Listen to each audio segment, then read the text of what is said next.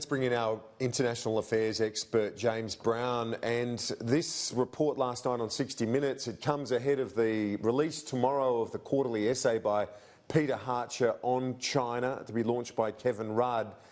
This story is extraordinary, James, isn't it, in terms of the attempt to put one of their own candidates in our parliament?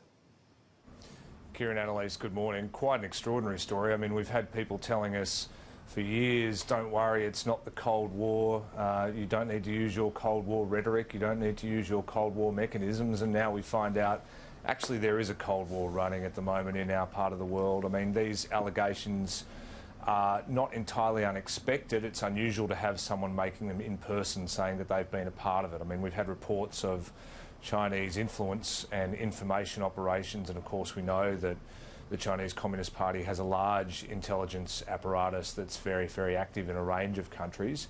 And we've been looking at the impact of potential interference here for years. But to see in detail how this happens, and there's still a lot to be verified here, but we are getting a picture of what is a very nefarious campaign underway to try and influence the course of Australia's democracy, which of course Duncan Lewis, the former ASIO Director General, says is aimed at causing harm to our democracy and political processes. This comes at a time when China has been accused of using a lot of soft power to build their influence in our region, especially in the Southeast Asian region. But does this show that we do need to be more concerned about that soft power influence, in particular when we're talking about Victoria, which has just signed up for the One Belt and Road Initiative, which is a huge soft power pull by the Chinese government, at the same time that we're seeing overt instances of interference in our politics there? Yeah, and there's crossover too. I mean, some of the figures implicated in the story in the Fairfax Press over the weekend and today have linkages to the United Front, which is a vehicle for Chinese soft power too, and funds a lot of activities, a lot of different groups here in Australia and overseas.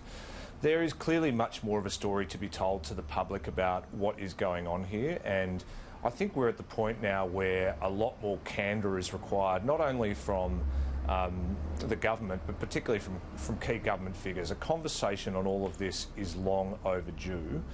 We've been hedging the lines on China, not wanting to talk openly about the potential political threat or security threat that China poses to Australia.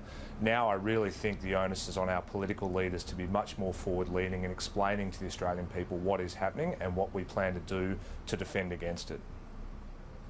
James, one of the other points that's been made in differentiating between this period of great power rivalries and the one you alluded to earlier in terms of the Cold War is that now the economic engagement, the enmeshment is much greater between our economy and China, between the US and China, in fact the whole region and China.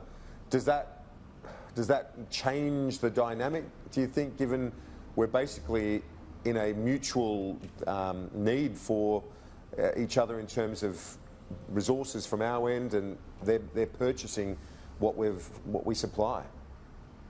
Of course. I mean, we are doing a lot with the Chinese people, and we're doing a lot with the Chinese government as well. I mean, I was talking to a university senior leader the other day who was talking about academic cooperation using Chinese medical facilities in Shenzhen that is helping Australian researchers to unlock medical breakthroughs that will be of immense benefit. So that activity will continue alongside what we hope are better boundaries set about what we're prepared to tolerate from the Chinese government and the Chinese Communist Party. And we're going to have to manage those two streams simultaneously, engaging but also drawing clear boundaries and pushing back where activity crosses the line and is of direct threat to our sovereignty. It's going to be a challenge that's going to be with us for the next 10, 20, 30, 40 years. And James, if we turn to the United States, where there's been some interesting developments, not least a 53-minute phone call with President Trump calling into a Fox News breakfast show. Clearly, he's starting to feel the pressure a bit.